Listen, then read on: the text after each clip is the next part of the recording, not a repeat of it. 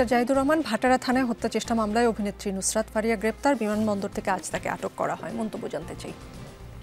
একটু পেছনে যাই। যখন প্রথমে আইসিটিতে জামায়াতের নেতাদের বিরুদ্ধে অভিযোগ আসলো, সেখানে বিচার হলো, প্রহসনী হয়েছে, বিচারগুলো ভালো হয় নাই। যেমন অনেকগুলো ঘটনার কথা বলতে পারি আমরা। প্রথম কাদের মোল্লার ক্ষেত্রে যা হলো, তারপরে শুক্ররঞ্জন বালির ঘটনা আমরা জানি, স্কাইপ কেলেঙ্কারি, সরকার গেছে পাগল হইয়া, তারা একটা রায় চায়।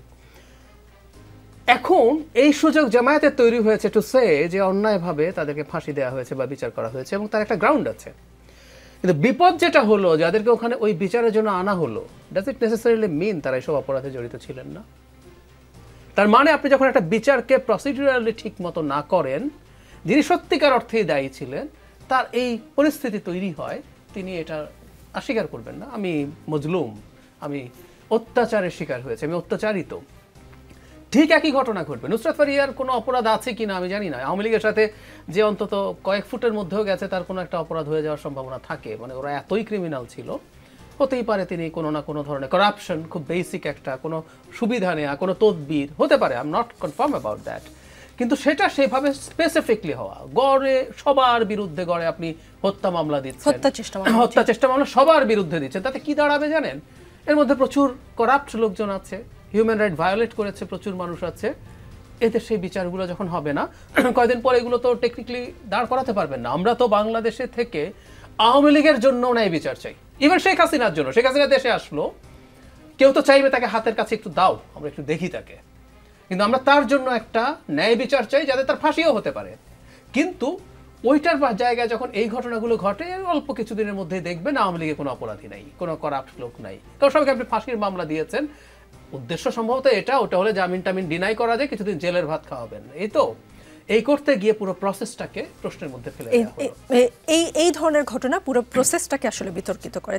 এখন যেসব হত্যা মামলা হচ্ছে, মানবাধিকার লঙ্ঘন হচ্ছে, সেসবে আপনি মানবাধিকার লঙ্ঘন দেখতে পান? হ্যাঁ, প্রসিডিউরাল এরর তো আমি দেখতেই পাচ্ছি। এবং প্রথম কথা হলো গিয়ে যে এই যে হত্যা মামলা, জুলাই আগস্টে তো বাংলাদেশে র্যান্ডম হোমিসাইড হয়নি। যেটা হয়েছে সেটা হচ্ছে ম্যাসাকার্স। যেটা হয়েছে সেটা মানে জাতিসংঘর একটা এজেন্সি নিজে বলছে যে can amount two crimes against humanity. এবং এই মামলাগুলো কিন্তু ওই যে ব্রিটিশ আমলের যে পিনাল কোড দিয়ে, হ্যাঁ, আমি ওইখানে দাঁড়িয়েছিলাম, তারপরে দেখলাম শেখ হাসিনার নির্দেশে আর 100 জন এসে তাকে হত্যা করলো, including I don't know who Nusrat Faria is, but including her. এই মামলাগুলো নর্মালি এইভাবে ডিল করা হয় না। হ্যাঁ, সো প্রসিডিওরটা খুবই খুবই খুবই গুরুত্বপূর্ণ। এবং এখানে যেহেতু বাংলাদেশে এখন ইসলামী মনোভাবাপন্ন লোকরা অনেক বেড়ে গেছেন, অনেক ভোকাল এখন, তাদের জন্য আমি একটা কথা বলতে চাই। সেটা হলো যে ইসলামী জাস্টিস সিস্টেমের কিন্তু একটা খুব সুন্দর একটা নীতি আছে। সেটা হলো যে জাস্টিস মানে জুডিশিয়াল জাস্টিসটা তখনই হবে যখন কনভিক্টেড মানে যে অ্যাকিউজড সে এবং যে বিচার প্রার্থী সে দুইজনেই সমানভাবে সন্তুষ্ট হবে। মানে যাকে আপনি আসামি হিসেবে সে লাইক শাস্তি দিবেন এবং বিচার প্রার্থী দুজনকেই আসলে হ্যাঁ সন্তুষ্ট হতে হবে, সমান সুযোগ দিতে হবে এবং সন্তুষ্ট করতে হবে।